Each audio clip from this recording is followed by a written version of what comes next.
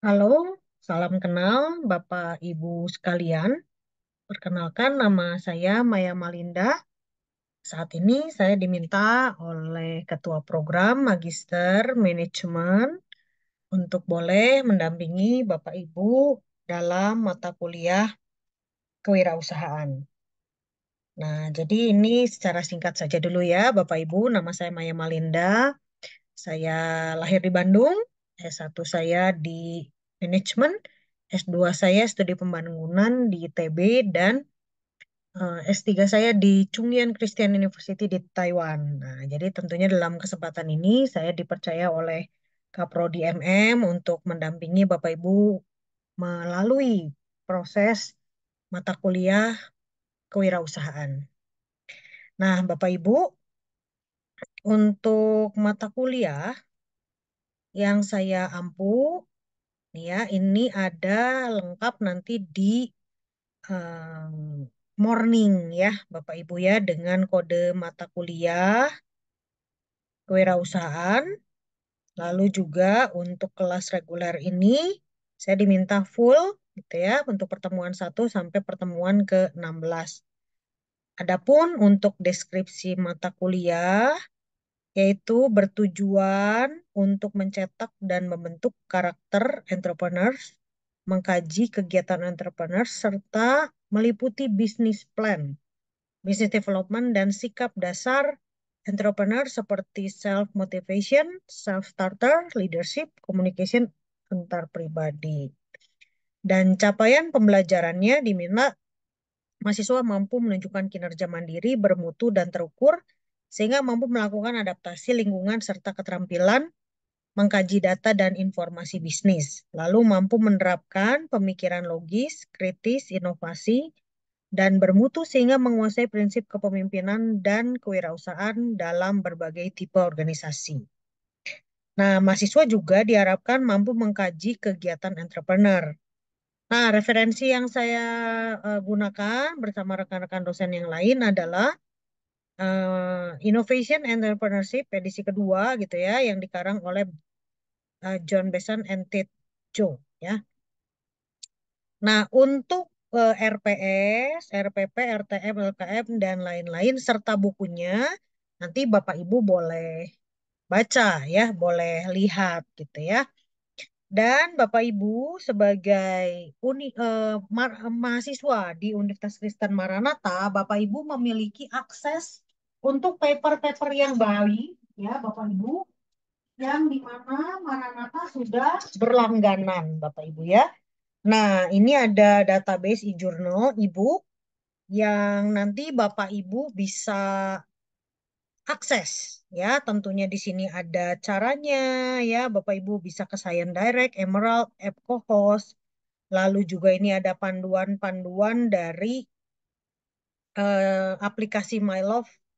Dan kalau Bapak Ibu nanti ada kesulitan, boleh berkontak dengan Bapak Herianto, ya, Ketua UPT Perpus, dengan nomornya ini, ya, Bapak Ibu. Jadi silakan, jangan segan-segan, Bapak Ibu boleh eh, berkontak ya dengan Perpus. Nah, saat ini Bapak Ibu karena sepanjang 1 semester ini kita akan membahas terkait dengan bagaimana Bapak Ibu punya kemampuan untuk membuat bisnis plan atau perencanaan bisnis yang lengkap dan komprehensif. Nah, tentunya kenapa saya membahas khusus mengenai template tugas akhir perencanaan bisnis ini ya Bapak Ibu. Karena ini yang akan menjadi tugas rutin Bapak Ibu. Bisa berkala seminggu sekali atau 2 minggu sekali laporan kemajuan Bapak Ibu diminta mempresentasikan ya, baik secara pribadi ataupun kelompok.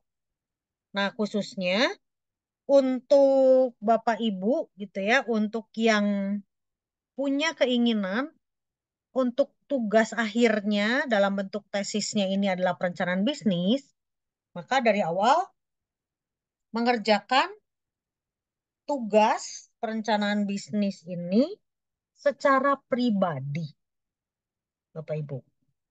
Namun kalau misalnya eh, tidak ada rencana untuk TA-nya atau tesisnya adalah bisnis plan, maka boleh berkelompok. Berkelompok maksimum 3 orang, Bapak Ibu. Maksimum 3 orang. Oke? Tidak boleh lebih dari 3. Ya, maksimum 3. Nah, jadi kalau pengen dilanjutkan ke tesis, sendiri. Ya, gitu ya. Nah, Bapak Ibu, saya akan coba jelaskan ya template dari perencanaan bisnis. Ya, Bapak Ibu bisa terlihat ya. Nah, perencanaan bisnis ini covernya ya Bapak Ibu sebagai tugas akhir dalam memenuhi mata kuliah wirausahaan. Nah, ya ini template-nya lah kurang lebih seperti ini ya Bapak Ibu. Nah, lalu di sini ada daftar isi ya, lalu ada kata pengantar. Oke. Ini nanti ada yang berulang ya Bapak Ibu, nanti ada beberapa yang berulang tidak perlu diulang. Nah, dimulai dari bab 1 Bapak Ibu.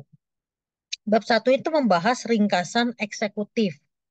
Atau Bapak Ibu kalau yang pernah membuat perencanaan bisnis sebelumnya di level misalnya S1 atau Bapak Ibu sebagai praktisi pernah juga membuat gitu ya, dikenal dengan executive summary.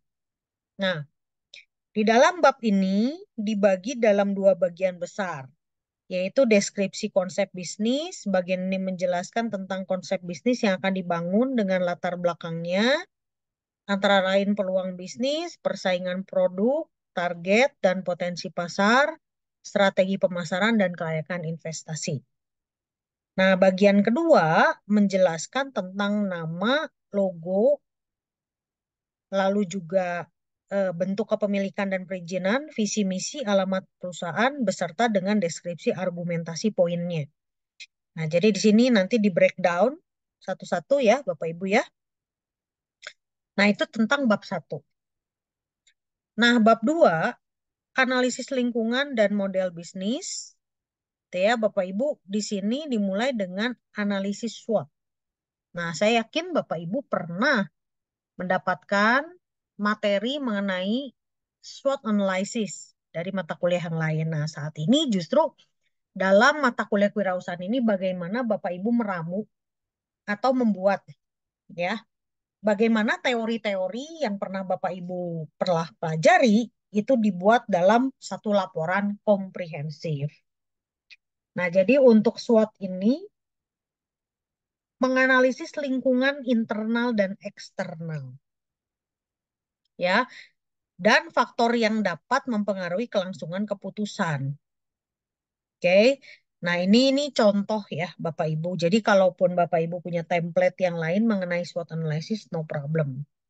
Ya, ini mengenai SWOT analysis bisa dilengkapi dengan nanti analisis EVAS-IVAS ya. Nah, berikutnya ada analisis model bisnis, yaitu ada 2. Satu adalah value proposition canvas dan kedua bisnis model canvas. Oke. Nah, ini adalah tools ya atau alat manajemen strategis untuk mendefinisikan serta mengkomunikasikan ide bisnis ya dengan cepat dan mudah.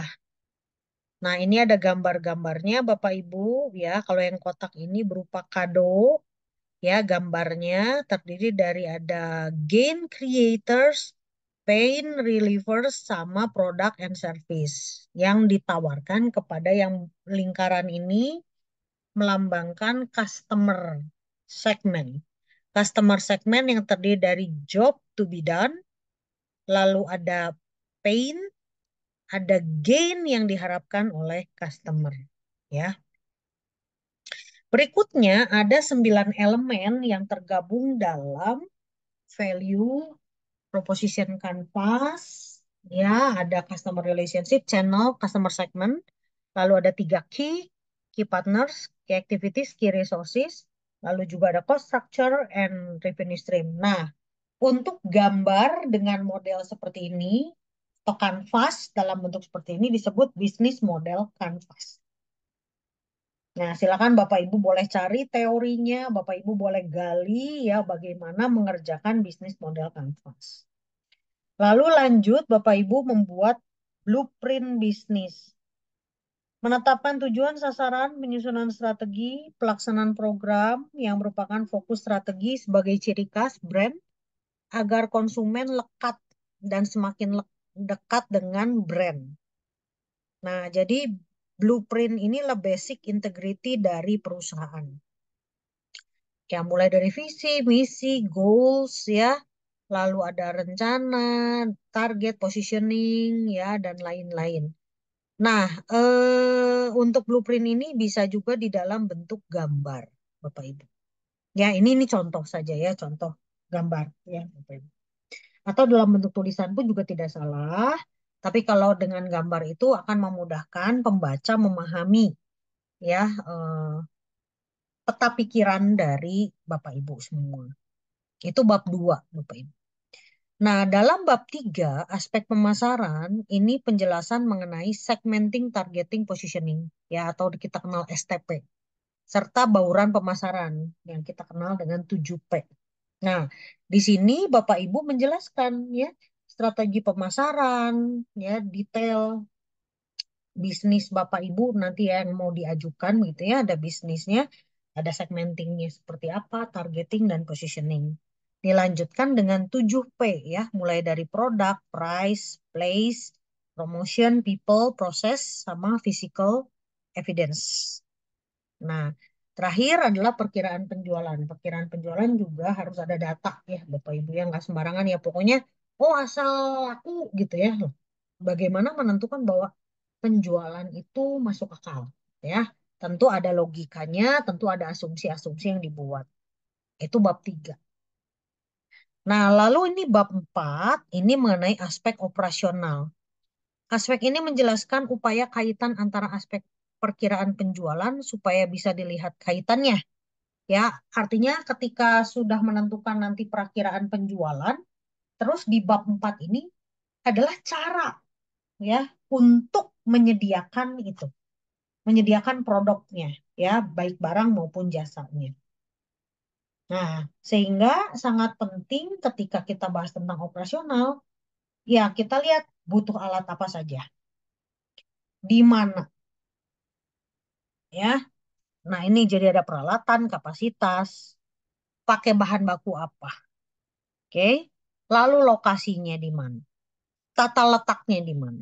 Nah, ini contoh ya kalau misalnya, oh mau bikin restoran ya kurang lebih ada gambaran. Boleh 2 dimensi, boleh 3 dimensi, monggo Bapak Ibu kalau soal gambar. Ya, nah itu bab 4. Nanti bab 5 kita bahas sumber daya insani dan manajemen. Nah, di sini dimulai dengan struktur organisasi. Ini sangat penting ya Bapak Ibu ketika kita mau ngomongin tentang produk, barang, dan jasa. Ini bukan hanya sekedar, oh iya saya punya ide gitu ya, bikin produk, barang atau jasa. Tapi how to-nya, bagaimana untuk membuat barang dan jasa. Tentu harus butuh manusia, butuh materinya, butuh mungkin teknologinya atau mesinnya. Gitu.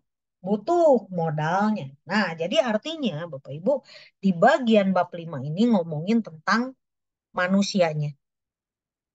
Manusia yang harus diatur, manusia yang di dalam struktur organisasi, ada deskripsinya, spesifikasinya, rekrutmen dan seleksinya bagaimana. Termasuk peraturannya. Ya, waktu kerja, kompensasi, SOP-nya, pelatihan gitu ya, penilaian kinerja. Nah, jadi ini ada beberapa misalnya orientasinya kayak apa sih, pelatihannya kayak apa sih gitu ya. Apa sih bedanya orientasi gitu ya? Terus apa bedanya dengan pelatihan dan pengembangan ya? Kan seringkali banyak tuh informasi on the job training, off the job training, apa sih bedanya gitu. Nah, silakan Bapak Ibu itu nanti boleh mendetailkan ya bisnis Bapak Ibu butuh orang yang seperti apa, bagaimana cara mencarinya, cara menseleksinya sampai melatih dan mengembangkan. Ya, mulai dari orientasi, pelatihan, pengembangan. Terus jangan lupa dinilai kinerjanya. Dinilai kinerjanya itu artinya gini, dievaluasi. Orangnya bisa bekerja dengan baik tidak? Bisa berkontribusi pada perusahaan apa tidak? Tentu ada imbalan, ada kompensasi. Dan jangan lupa juga perlu ada feedback. feedback itu sampai kepada mungkin ya yang terburuk-buruknya. Artinya sampai kepada proses PHK. Kalau sampai tidak cocok ya atau tidak bisa orangnya tidak bisa mengikuti budaya organisasi. Oke.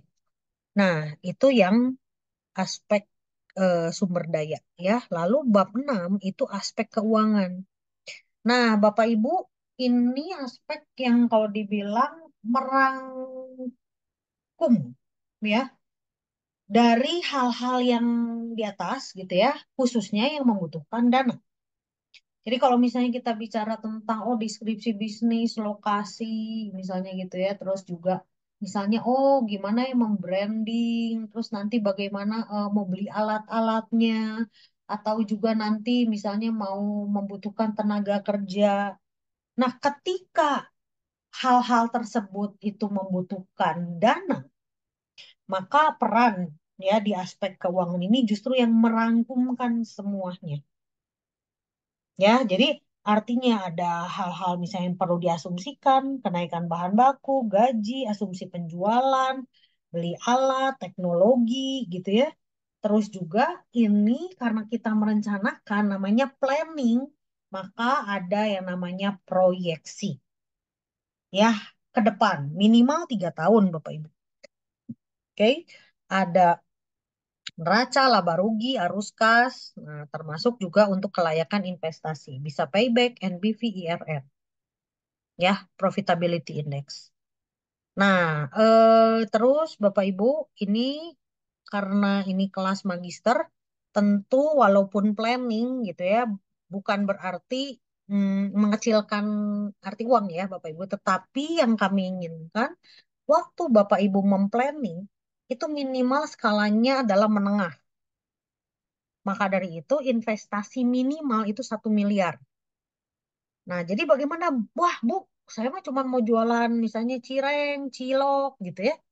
Kelihatannya sederhana, tapi kalau cireng dan cilok dikelola dengan baik, tentu bisa jadi sesuatu yang butuh juga investasi yang besar, gitu ya. Artinya untuk misalnya untuk mendingan ke mancanegara misalnya gitu ya. Nah, maka dari itu Bapak Ibu, untuk perencanaan bisnis di kelas magister ini minimal kebutuhan dananya ini 1 miliar atau dalam arti minimal pengelolaan dananya itu 1 miliar ya. Terus ada sumber dananya dari mana? Bisa dari pribadi ataupun misalnya dari bank gitu ya. Oke, terus ada proyeksi neraca, oke, lalu laba rugi dan arus kas. Nah, Bapak Ibu ini untuk arus kasnya tentu ada arus kas masuk, keluar, arus kas bersih. Dan untuk penilaian kelayakan investasi, ini ada NPV, payback period, profitability index, dan internal rate of return. Ya, ini saya kasih gambaran untuk teori singkat. Ya, tetapi ini tidak cukup kalau untuk dalam membuat laporan. Oke, Bapak Ibu silahkan gali lagi sumbernya. Ini hanya saya kasih rumus yang singkat ya untuk membuat aspek keuangan. Oke, ini adalah rumusnya. Nah, terakhir Bapak Ibu, ini adalah strategi mendatang. Ya, bab 7 strategi mendatang. Ada strategi kegagalan atau exit strategi, rencana untuk menjual kepemilikan bisnis ke perusahaan lain. Oke? Jadi artinya kalau ini namanya memplanning. Tapi ada juga kayak semacam ada plan A, plan B gitu Bapak Ibu ya. Jadi kalau misalnya sampai mau dijual caranya bagaimana? Atau gagal gimana caranya? Antisipasinya. Oke? Nah, ini ada beberapa gitu ya yang Bapak Ibu nanti bisa baca gitu ya. Dan ada juga strategi pertumbuhan. Nah, kalau berhasil masuk dalam siklus pertumbuhan, apa ide atau rencana Bapak Ibu? Nah, untuk daftar pustaka, Bapak Ibu gunakan apa style 7 dan gunakan Mendeley. Ya, jadi kalau Bapak Ibu belum familiar dengan Mendeley, Bapak Ibu harus belajar. Lampirannya ada riwayat hidup sama kurikulum vitae dari founder, bisa ketua dan anggota tim. Nah, jadi tadi seperti saya sampaikan, Bapak Ibu boleh berkelompok maksimum bertiga, ya. untuk Bapak Ibu yang mungkin di luar konsentrasi kewirausahaan. Tapi kalau Bapak Ibu yang punya konsentrasi kewirausahaan dan ingin melanjutkan ke tesisnya dalam bentuk perencanaan bisnis, maka Bapak Ibu diwajibkan sendiri untuk mata kuliah kewirausahaan. Untuk Bapak Ibu bisa mencicil. Nanti waktu tesisnya, Bapak Ibu bisa lanjutkan perencanaan bisnis ini. Baik, itu saja Bapak Ibu untuk pertemuan pertama ya Bapak Ibu. Nah, tugas Bapak Ibu untuk 1 minggu ke depan adalah Bapak Ibu cari bisnis, ide bisnis, baik pribadi maupun kelompok. Ya, sekali lagi, tugas minggu depan Bapak Ibu siapkan ide bisnis dari Bapak Ibu. Ya, Bapak Ibu semua buat bab 1 dikumpulkan di morning. Ya, kumpulkan di morning semuanya bab 1, baik kelompok maupun pribadi. Dan pengumpulan di morningnya juga secara pribadi. Ketika Bapak Ibu sudah mengumpulkan, tugas itu dianggap 1 kali pertemuan. Ya, Bapak Ibu. Jadi, itu seperti untuk asinkronusnya. Baik, terima kasih banyak untuk bantuan Bapak Ibu. Ya, sampai bertemu di pertemuan berikutnya. Terima kasih.